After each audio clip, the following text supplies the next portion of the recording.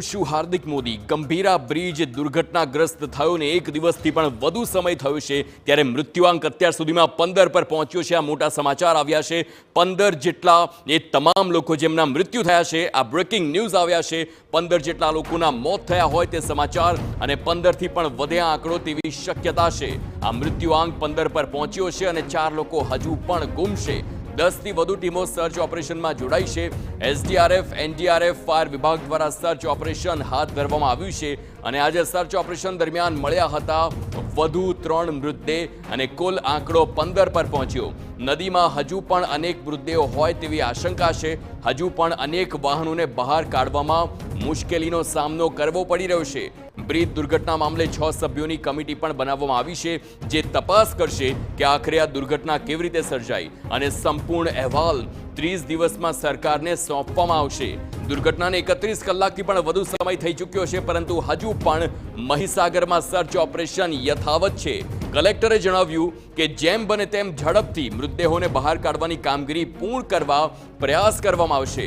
તો ગુમ થયેલા લોકો અંગે પણ કંટ્રોલ રૂમમાં જાણ કરવા કલેક્ટરે લોકોને અપીલ કરી છે।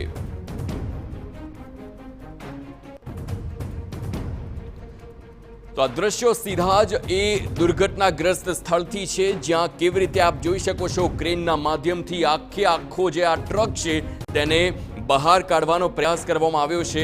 આપને જણાવી દઈએ કે દોરડાના માધ્યમથી આખો જે ટ્રક છે તેને બહાર કાઢવાના પ્રયાસ થઈ રહ્યા છે અને આ પહેલા પણ એક વખત આવી રીતે જ્યારે ટ્રક કાઢવામાં આવ્યો હતો ત્યારે દોરડું તૂટી ગયું હતું। એટલે કે ખૂબ જ સાવધાનીપૂર્વક, ખૂબ જ એક પ્રોસેસને ધ્યાનમાં રાખીને આખી આ કામગીરી કરવામાં આવી રહી છે, કારણ કે આ કોઈ સામાન્ય સ્થળ નથી કે જ્યાં સીધી જ ક્રેન લઈ જવાય અને બધા જ વાહનોને બહાર કાઢી શકાય। આ એ નદીનો વિસ્તાર છે અને તેમાં પણ જ્યારે વરસાદી માહોલ હોય તો કીચડ 3 મીટરનું છે।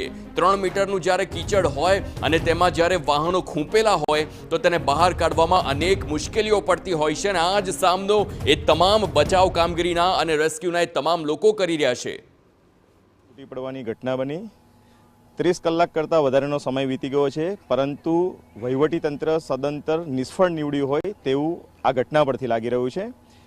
કેમ વહીવટીતંત્ર નિષ્ફળ નીવડ્યું છે? આપણી સાથે પૂર્વ ધારાસભ્ય જોડાયા છે પાદરાના, તેમની સાથે વાત કરીશું। જે રીતની ઘટના બની છે, તમે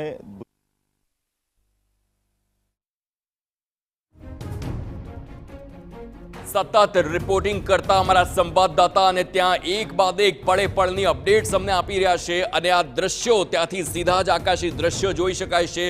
યુદ્ધના ધોરણે ગઈકાલથી કામગીરી કરવામાં આવી રહી છે। 30 કલાકથી વધુ સમય થઈ ગયો છે, પરંતુ કુદરતી ચેલેન્જીસ છે અને તેના કારણે આજે ક્યાંક ને ક્યાંક વિક્ષેપ પડતો હોય કામગીરીમાં, પરંતુ એ તમામ જવાનો થાક્યા નથી। સતત અવિરતપણે એક જ ગતિથી કામ જ્યારે ચાલતું હોય ને તેના દ્રશ્યો આપ જોઈ શકો છો।